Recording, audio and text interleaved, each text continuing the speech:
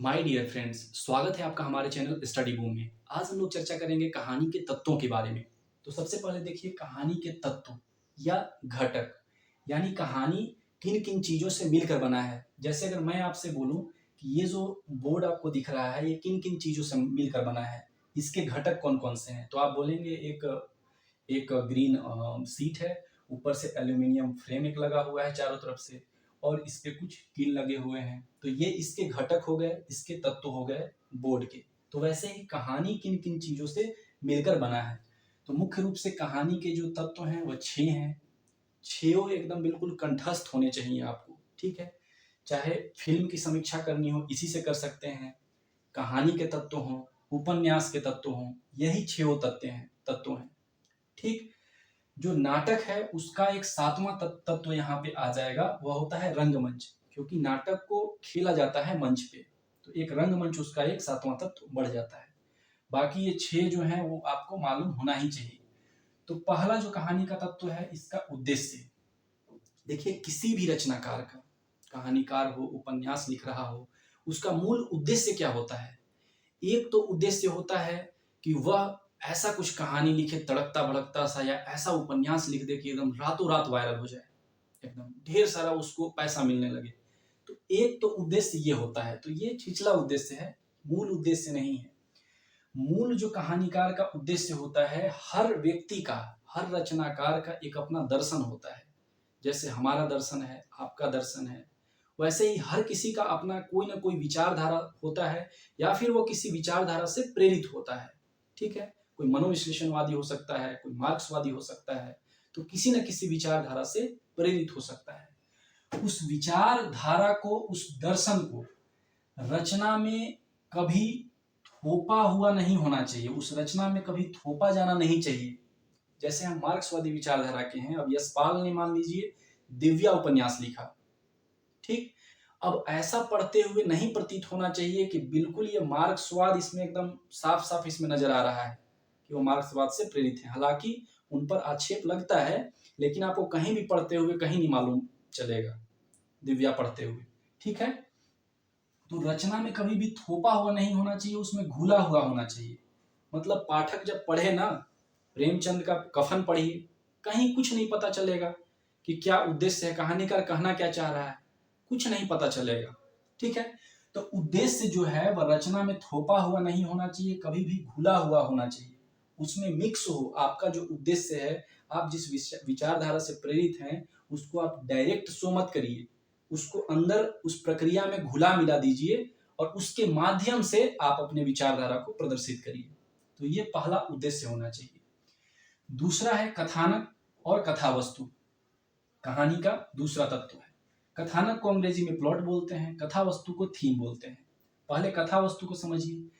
कथा वस्तु का मूल जो मकसद ये चेक करना होता है थीम का, कि वह विश्वसनीय है कि नहीं है, ठीक। जैसे मान लीजिए कोई एक्टर है, उसके पास कोई डायरेक्टर गया कि भाई हम ये मूवी बना रहे हैं, आदि पुरुष बना रहे हैं, थीम ये है, राम रावण, इधर हनुमान जी रहेंगे, और ऐसे ऐसे यहाँ पर होगा, एक थीम समझा दिया गया, वही थीम होता है। अब वो थीम विश्वसनीय है कि नहीं है, बस ये चेक करना इसमें इसका मूल उद्देश्य है। ऐसा नहीं हो बिल्कुल एकदम कल्पना, खाली काल्पनिक हो, एकदम अविश्वसनीय हो, समझ रहे हैं। जैसे अब जैसे साउथ का मूवी आप लोग देखते होंगे, तो साउथ के मूवी में एकदम उधर से हीरो आ रहा है, एकदम ढुलकते फुलकते आ रहा है, उधर से फायरिंग चल रही है, गुंडा जो है वो उधर से पूरा AK-47 लेके पूरा फायरिंग कर रहा है, पूरा फायरिंग कर रहा है, ठीक। और ये ढुलकते फुलकते बचते इधर उधर ऐसे ऐसे करते करते, और बचते बचते बचते बचते उसके पास चल जाएगा और उसका राइफल को ऐसे पकड़ लेगा। अब थोड़ा सा विश्वास करना कठिन हो जाता है, ठीक है। अब इतना वो स्पीड से ऐसे ऐसे घुमा घुमा के चला रहा है, रियल में चलाए तो एक दो गोली तो उसमें लग ही जाना है, ठीक है, समझ रहे हैं। तो थीम क्या है, थोड़ा सा अविश्वसनीय यहाँ पे लग रहा है।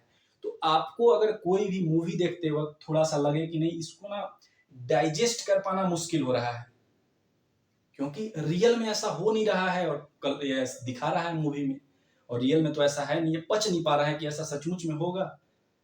तो जब भी इसमें विश्वसनीयता जो चेक होगा कि एकदम काल्पनिक है विश्वास करने योग्य है या फिर अविश्वसनीय है, वही थीम का मुख्य उद्देश्य है।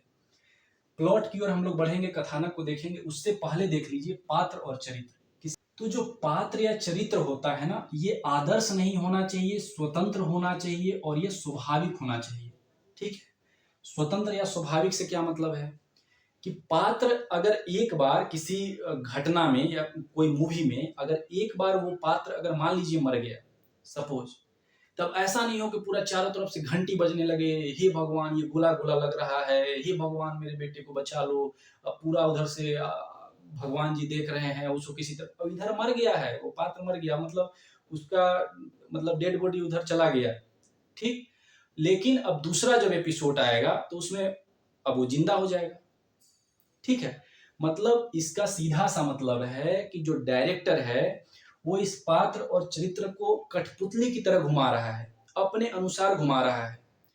जब मन किया पात्र को मार दिया, जब मन किया उसे जिंदा कर दिया, फिर से नजर आ गया वो पात्र, उसको दिखा देगा कुछ कि हाँ वो मरा था लेकिन वो थोड़ा सा इसमें हल्का सा करंट घुसा और फिर से उसका धड़कन दुख दुख दुख दुख चलने लगा, कुछ दिखा देगा ऐसा डायरेक्टर।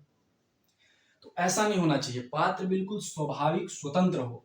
जैसे कि प्रेमचंद कहते भी हैं कि जैसे मैं अपने चरित्रों को, मैं अपने पात्रों को उसी प्रकार पालता हूं जिस प्रकार एक पिता अपने बच्चे को पालता है, और जिस प्रकार एक पिता यह नहीं जानता कि आगे चलकर उसके पुत्र कैसे बनेंगे, कैसे निकलेंगे, कैसा व्यवहार करेंगे अन्य चरित्रों के साथ या किसी के साथ कैसा व्यवहार करेंगे, ठीक उसी प्रकार मैं नहीं जानता हूं कि मेरे जो चरित्र हैं जिसका विकास हो रहा है वो आगे चलकर कैसा व्यवहार करेंगे। ठीक है, तो ये स्वतंत्र होने चाहिए, किसी के परतंत्र नहीं। कोई ऐसा ना हो कि पात्र को जैसा हो कठपुतली की तरह घुमा रहा हो, नचा रहा हो, नहीं। चौथा है वातावरण। वातावरण में सारा वातावरण आ जाता है, पूरा का पूरा परिवेश आना चाहिए, सामाजिक, मनोवैज्ञानिक, भौगोलिक, पूरा परिवेश। मतलब जब भी आप कहानी पढ़ रहे हो, जब भी आप उपन्यास पढ़ रहे हो, एक पूरा का पूरा एकदम एक ठेठ भाषा में समझिए कि एक माहौल बना हुआ है। इसको ऐसे समझिए कि पूरा माहौल बना दिया इसने, मूवी में तो पूरा भी माहौल बन गया है। बस वही वातावरण होता है कि पूरा वातावरण बन गया है। ठीक है, तो जो भाषा शैली होती है वो पात्रानुकूल होनी चाहिए। पात्रानुकूल इन द सेंस क्या है कि पात्र जो है उसके अनुकूल भाषा होनी चाहिए। ऐसा नहीं कि कोई गरीब बिल्कुल अनपढ़ है और बिल्कुल इंग्लिश बोल रहा है, ठीक है, तो पात्र के अनुकूल नहीं लगेगा ना। पढ़ा लिखा व्यक्ति है, बिल्कुल गंवार टाइप से वो बिहेव कर रहा है, थोड़ा सा अनुकूल प्रतीत होना चाहिए। जैसा पात्र हो वैसा भाषा हो। ठीक, अब जैसे इसमें कुछ अपवादे भी हैं, जैसे मान लीजिए जयशंकर प्रसाद के अगर नाटक अगर चंद्रगुप्त अगर आप पढ़ेंगे तो उसमें कार्नेलिया का वो अलग भाषा है। ठीक है, लेकिन क्या है कि अब विदेशों के लोग भी अब यहाँ आके संस्कृत बोल रहे हैं, अब उनका तो अपना भाषा है ना, तो उसके अनुकूल हो तो ज्यादा ठीक लगता है। लेकिन अब विदेशी चरित्र हैं, अब पता चले कोई ग्रीक का है, कोई यूनान का है, अब वो अपने भाषा में बोलने लगे तो फिर समझे में नहीं आएगा, आपको उपन्यास नाटक में समझ ही नहीं आएगा। ठीक है, तो ये भी एक थोड़ा सा समस्या आती है, लेकिन पात्र के अनुकूल भाषा हो तो ज्यादा उचित है। संवाद और कथोपकथन, ये छठा है हमारा। संवाद जो होने चाहिए ना, डायलॉग इसको बोलते हैं, डायलॉग इसको बोलते हैं। डायलॉग मतलब ये संवाद होता है, संवाद होता है और एक मोनोलॉग होता है। ये भी आप लोग एक शब्द से परिचित होंगे। मोनोलॉग मतलब होता है एकालाप, मोनोलॉग मतलब होता है एकालाप, और डायलॉग मतलब होता है संवाद। संवाद मतलब दो लोगों के बीच हो रहा हो, मोनोलॉग मतलब एक मैं हूं, डायरेक्ट मैं बोले जा रहा हूं, एकालाप। ठीक, तो संवाद अच्छा लगता है कभी भी। तो संवाद कैसे होने चाहिए, छोटे और चुस्त होने चाहिए, छोटा छोटा संवाद हो। ऐसा ना हो कि जो चंपा है और बुधगुप्त है, तो बुधगुप्त चंपा के बारे में बिल्कुल बोल रहा है, चंपा तुम तो मेरे बिल्कुल दिल की धड़कन हो, तुम्हारे लिए मैं चांद तारे तोड़ लाऊंगा, तुम्हारे लिए मैं ये सजा दूंगा, वो सजा दूंगा, एकदम बोले जा रहा है, बोले जा रहा है अपने रफ्तार में। पता चला चंपा इधर सो गई। ठीक, तो ऐसा नहीं हो, छोटा छोटा हो, एक छोटा सा वाक्य ये बोले बुधगुप्त, वहां पे फिर चंपा उसका उत्तर दे, प्रति उत्तर दे उसको, तो इसको माना जाता है कि ये बिल्कुल संवाद अच्छा चल रहा है। और जब बीच में जब बात को जब काट दिया जाए ना, कभी कभी संवाद ऐसा आता है कि बीच में जब बात को काट दिया जाए तो और ज्यादा बेहतर लगने लगता है पढ़ते टाइम।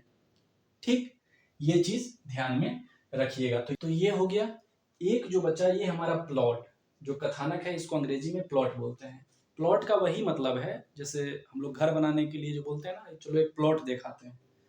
तो एक जो ये प्लॉट जो होता है, ये वहीं से ये शब्द आया है प्लॉट।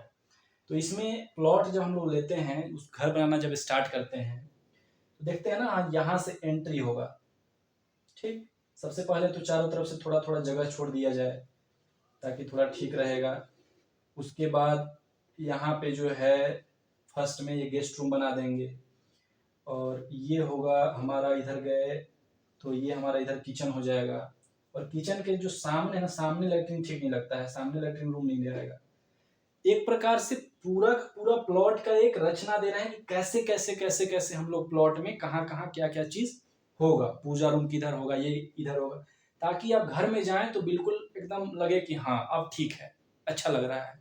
ठीक, हर चीज एकदम करीने से सजाई हुई है हर जगह, इसको बोलते हैं प्लॉट। तो यहाँ पर जो कथानक जो हमारा है, तो यहाँ पर हम लोग चेक करते हैं गति विराम, घटनाएं, चरित्र और वर्णन को देखा जाता है। जैसे गति और विराम, अगर गति बहुत ज्यादा तेज है और गति बहुत ज्यादा धीमा भी है तो दोनों में दिक्कत है, तो माना जाएगा कि जो प्लॉट जो है ना, वो हमारा प्लॉट ही कमजोर है। ठीक, जैसे अगर आपने कोई अगर मूवी देखा होगा, तो अगर आप मूवी देखे होंगे, ऐसा मूवी जो बिल्कुल आपको एकदम चाट गया हो, चाट गया समझ रहे हैं, मतलब ऐसा कि लगे कि मतलब अब आधा घंटा हुआ ना मूवी देखते हुए, अब ऐसा लगे कि उठ के एकदम वहां से चले जाइए, मतलब मूवी इतना बोरिंग लगा हो, यानी उसका गति बहुत धीमा है। ठीक है, ये है, तो धीमा है तो बिल्कुल उसको प्लॉट को कमजोर माना जाएगा। अगर गति बहुत ज्यादा तेज हो गया, ठीक, तेज हो गया तो बिल्कुल आपके दिमाग को दौड़ाना पड़ेगा, दौड़ते हुए देखना पड़ेगा उस मूवी को, तो उसको भी अच्छा नहीं माना जाएगा। एक अच्छा कथानक में जो गति और विराम होता है वह सहज होता है, यानी ऐसा गति और विराम हो, इतना मतलब इतना धीरे भी ना चले कि बिल्कुल एकदम दर्शक जो है एकदम बोर हो जाए, और इतना तेज भी ना चले कि दर्शक के दिमाग को एकदम भागते हुए उसको पकड़ना पड़े। ठीक, एक संतुलन, बैलेंस बना रहे, तो उसको बोलते हैं कि अच्छा कथानक होगा जब वो बैलेंस होगा। तो उसी प्रकार से घटनाएं, चरित्र, वर्णन, अगर इनकी संख्या अधिक होगी तो पता है बहुत समस्या आ जाएगी, इसको भी बोला जाएगा कि कमजोर कथानक है, अगर घटनाएं, चरित्र, वर्णन अगर ज्यादा हो। जैसे मान लीजिए एक पात्र आया, कोई मूवी देख रहे हैं, एक आया, अब उससे परिचय हो ही रहा था, दूसरा आ गया, ठीक है भाई, दोनों दिमाग में समझ में आ रहा है ये यहाँ है यहाँ है, अब ये दोनों आ ही रहे थे, उसके बाद तीन और घुस गए उस बीच में।